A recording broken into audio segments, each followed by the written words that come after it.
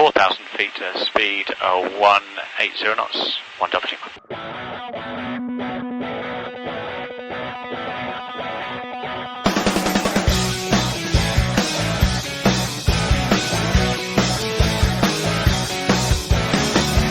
Hey everybody, this is Cockpits and Cocktails Podcast. I am your host, Fly Alyssa, and we have flyGIRL Kelley, as always. So thanks guys for tuning in. And tonight we are going to do a little recap of Patty Wagstaff. Yeah, so this is going to be a little recap of Patty, and it's actually officially the end of our first season, season 1.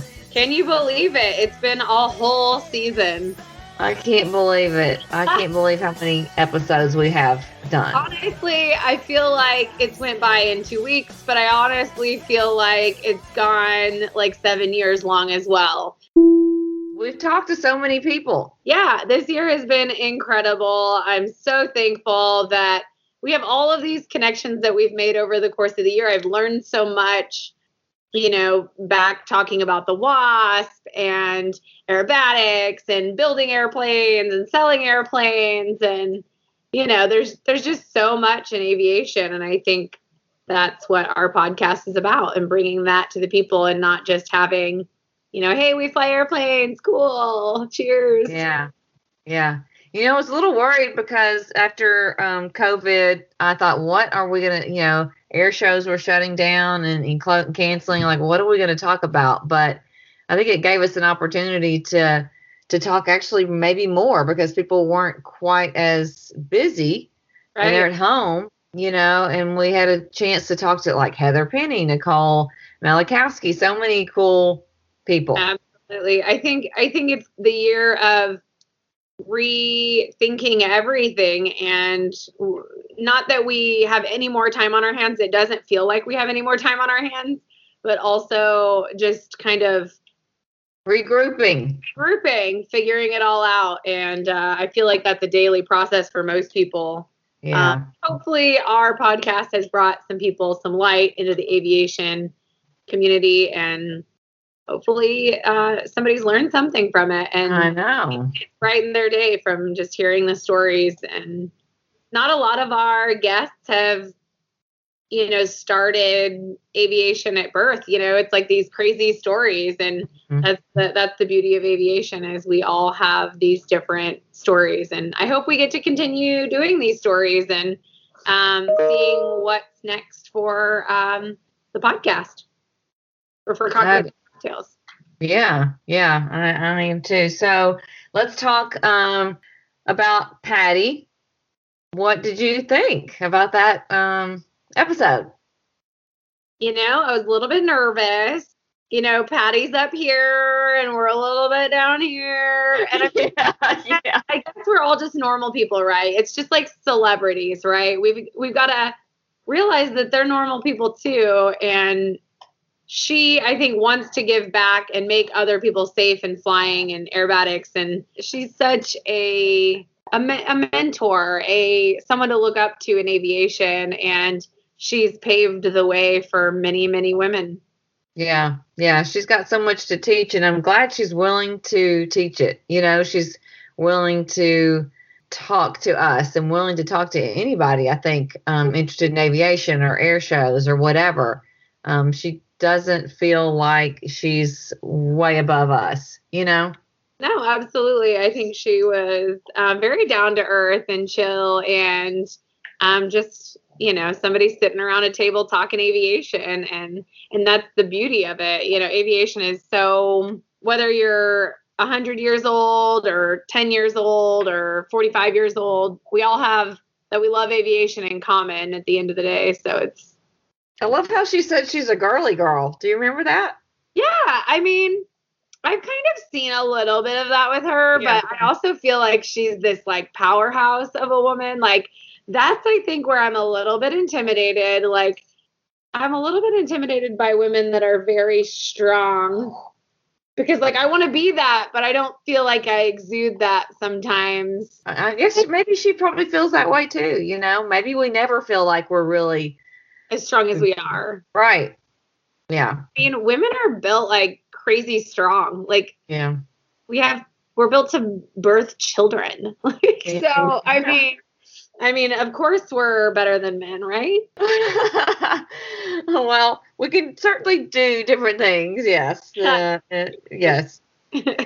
Oh gosh, but I am really hoping to get down there at some point. I don't know what COVID is going to bring to the air show industry, and there's going to be other things I think that we can all learn if we're not going. No, I know not everybody goes to air shows all the time, and they still love aviation, but I think it gives us an opportunity to learn other things during this time when we're not filling our time with the air shows and stuff, and we're being forced to be creative.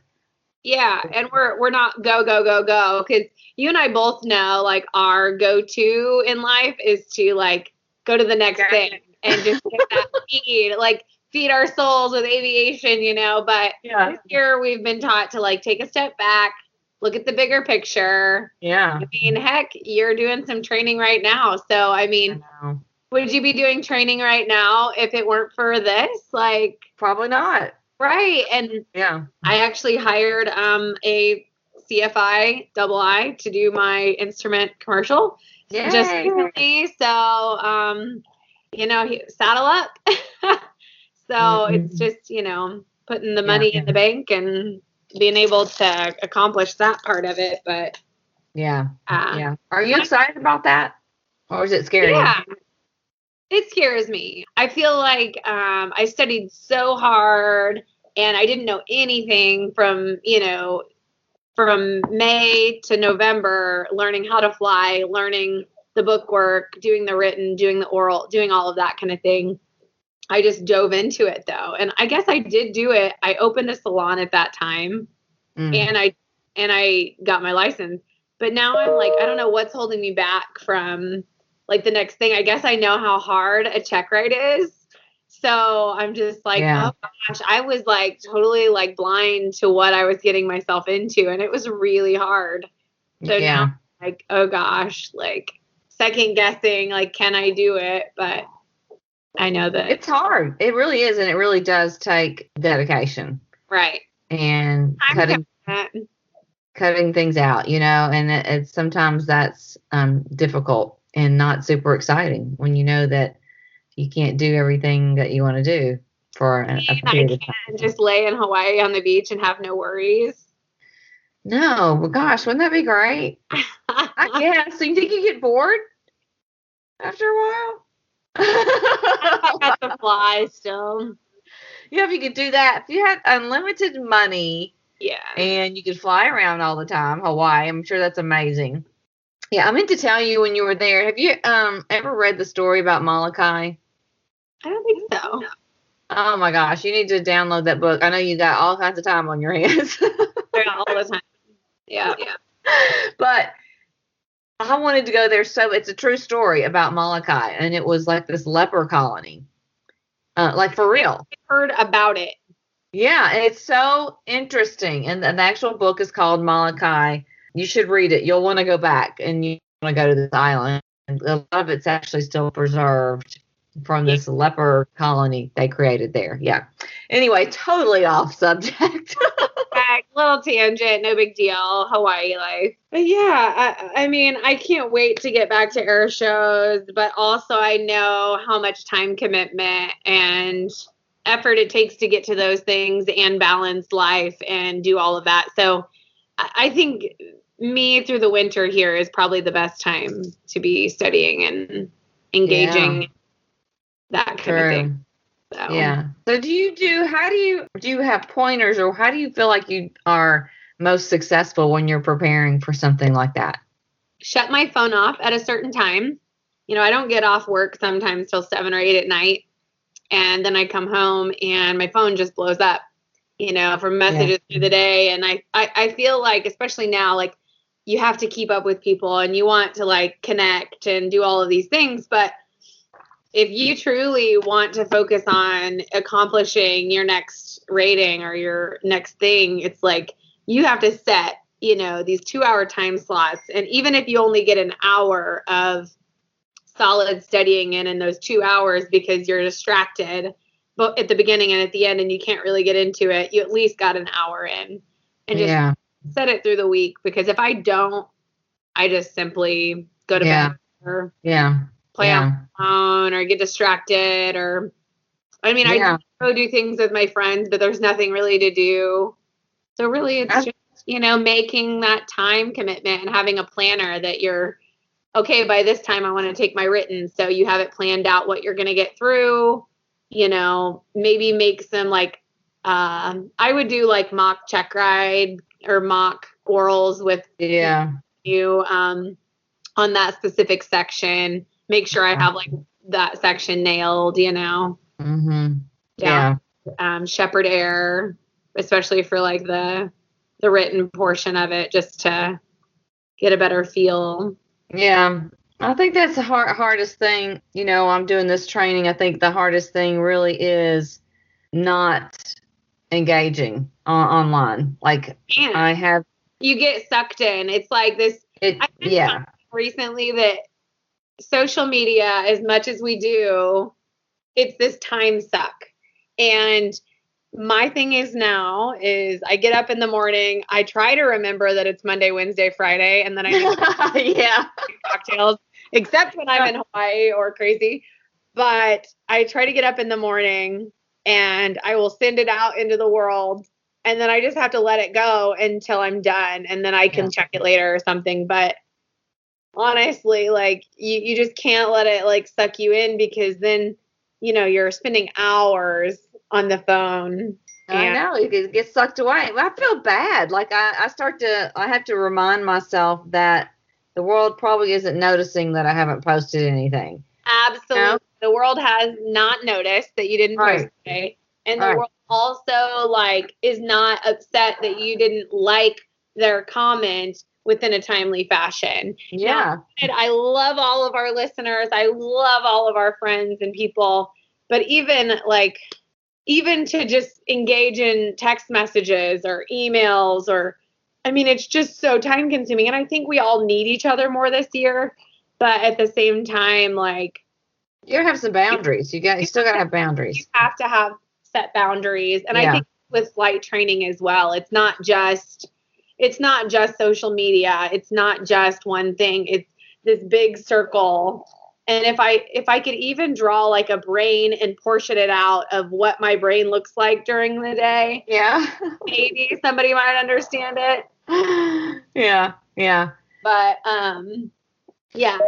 it's just this crazy. I don't know what that beeping noise is. Do you? It's my computer. I don't know what it's actually. Interesting.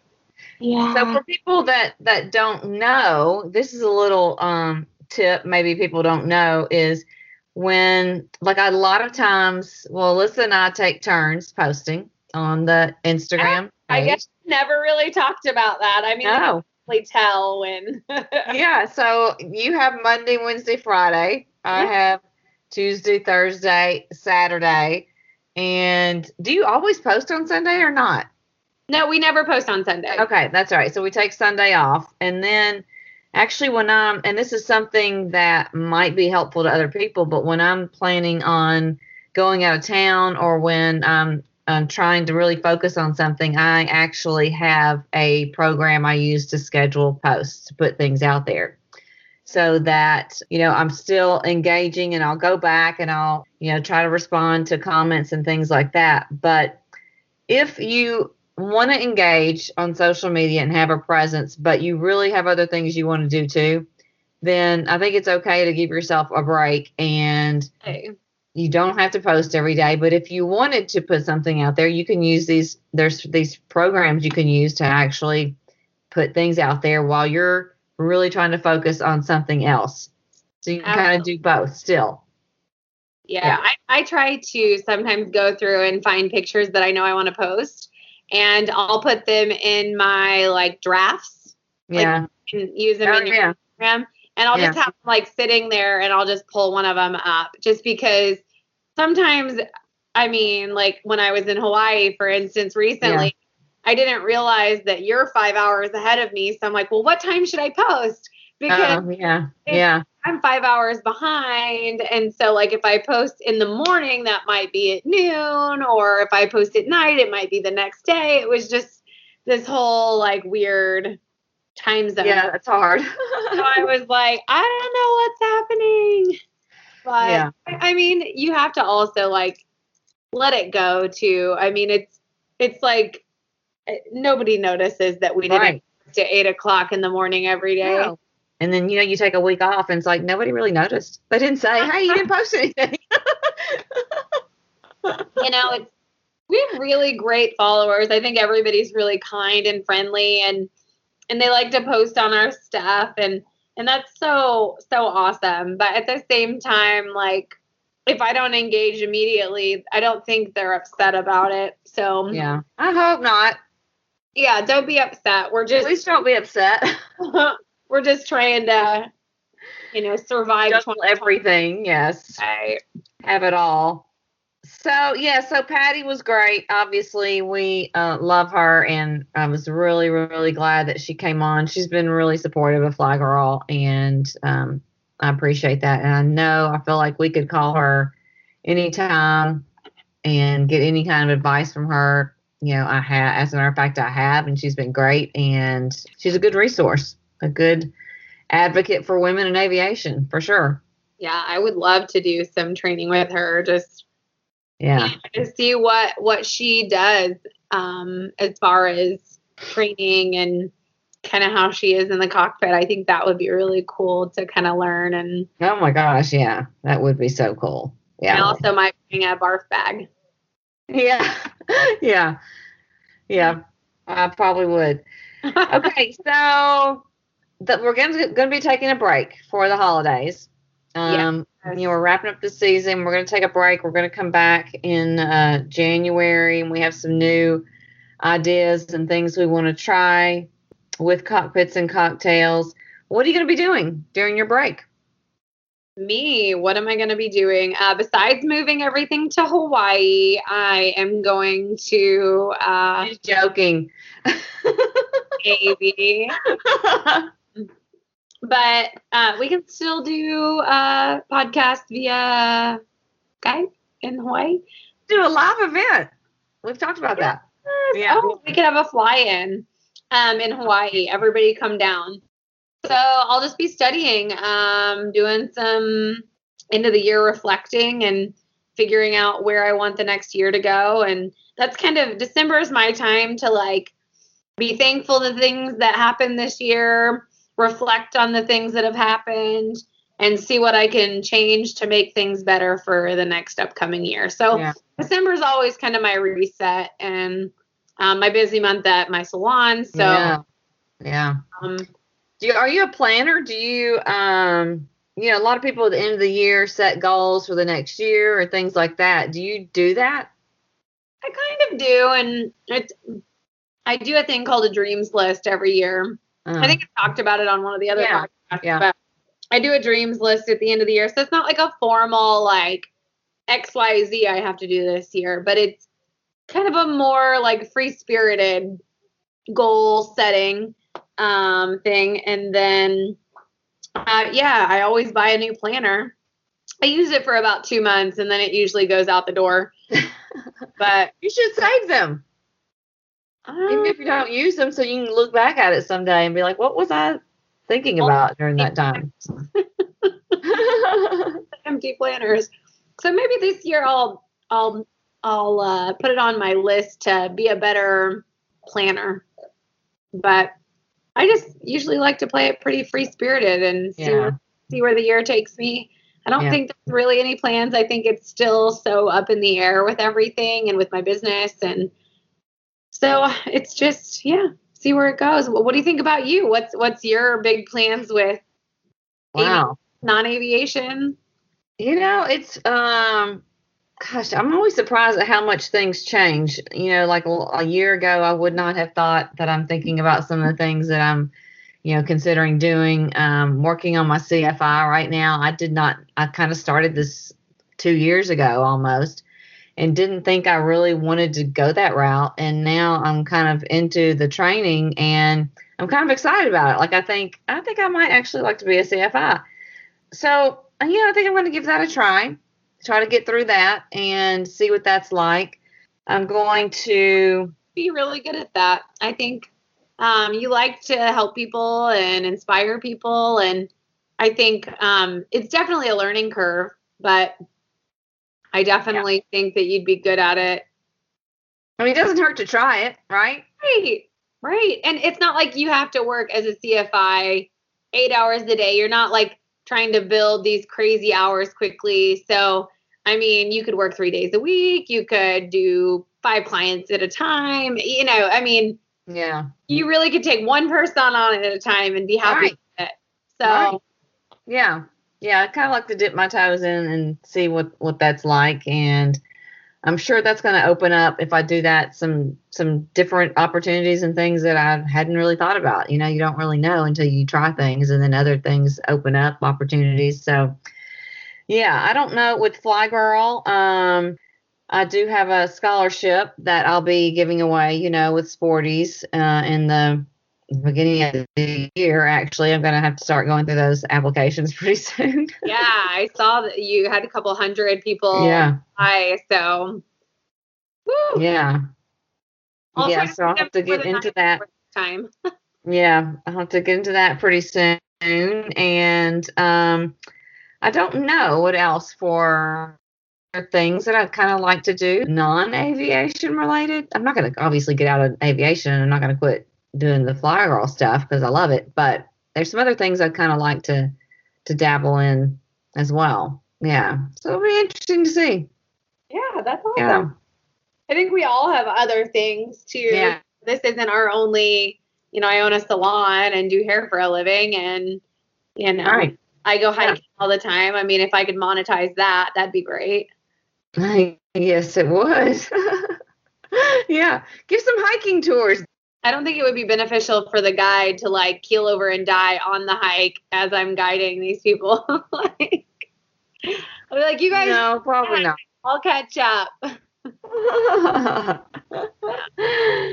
So I'm looking forward to starting it again. Hopefully you and I will see each other before and do something fun before, the new year comes. But I'm hoping that this holiday season will be chill, and a time to just refocus, get some things done that you kind of had on the back burner, like your training and everything. And we've got some ideas and things that we want to try for next season. And I'm excited about switching things up a little bit. Yeah, I think so too. And can't wait to show everybody what we have up our sleeves. So I know. All right. Well, I know you're tired. You've been traveling, and I'm tired. I've been studying. Yeah. So I think this was a good recap, a great end of season 1. I've enjoyed it. I'm glad that you and I were able to work together for this whole year and meet some really cool people. Absolutely. And I hope that everybody has a safe and happy holidays and end of the year. And please reach out to us if you have any cool ideas for us. We will hopefully be sharing some future ideas with you soon. That's right. Yes. And thank you very much for your support and for subscribing. Hopefully you're subscribed and just being our cheerleaders as well. Absolutely. Yes. Thank you guys so much. Happy holidays. Holidays. Cheers. Cheers. A water bottle. Cheers. You've been listening to Cockpits and Cocktails with your hosts Natalie flyGIRL Kelley and Fly Alyssa. Subscribe wherever you get your podcasts and join us next time for a lively discussion on aviation, aerospace, the air travel industry, and all things flight related. Aerospace and the air travel industry. Let it go to my head, I should